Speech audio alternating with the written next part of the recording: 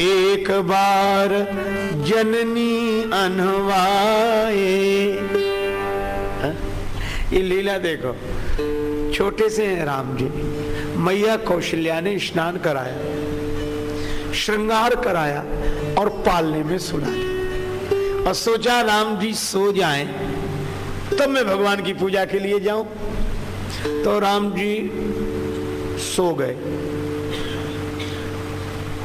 करी श्रृंगार पलना पौढ़ाए और आप गई जहां पाक बनावा, रसोई घर में गई स्नान आदि करके कि भगवान को भोग लगाएं, पूजा करें। और वहां देखा तो राम जी वहां बैठे भोजन कर रहे हैं। भोजन करत देख सुत जाई। ये बालक भी बड़ा विलक्षण है, इसलिए इस लीला का वर्णन तुलसीदास जी करते हैं कि कहीं इस बालक को बालक ही मत समझ लेना। मोरे गृह आवा प्रभु सोई, और ये सोई भी तुलसीदास जी बताते हुए चलते हैं। और यही हुआ कि कौशल्या माता ने देखा कि राम जी मुस्कुरा रहे हैं और जो रसोई घर में बना है वो बैठे पा रहे, भोजन कर रहे। कौशल्या जी को लगा कि अगर ये भोजन करने वाला है तो पालने में सोने वाला कौन है। तो गए जननी शिशुपा भय भीता, वहां जाकर देखा तो देखा बाल तहा पुनि सूता, राम जी सो रहे।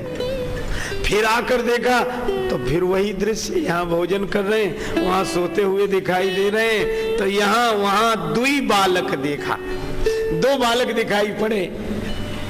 पर धन्य है माता कौशल्या, कहने लगी मति भ्रम मोर, ये मेरी बुद्धि का भ्रम हो सकता है। कितनी बढ़िया बात। अरे सच्चिदानंद ब्रह्म श्री राम दो नहीं हो सकते, ब्रह्म कभी दो नहीं हो सकता है, हमें भ्रम हो सकता है दो होने का। मोरे गृह आवा प्रभु सोई, इसीलिए उसमें इसमें कोई भेद नहीं है। कौशल्या जी ने जो देखा फिर गई फिर आई, बोले मेरी बुद्धि को भ्रम हो गया, मत भ्रम मोर की आन विसेखा। और जब यह देखा तो प्रभु हंस दीन मधुर मुस्काने, भगवान मुस्कुराए।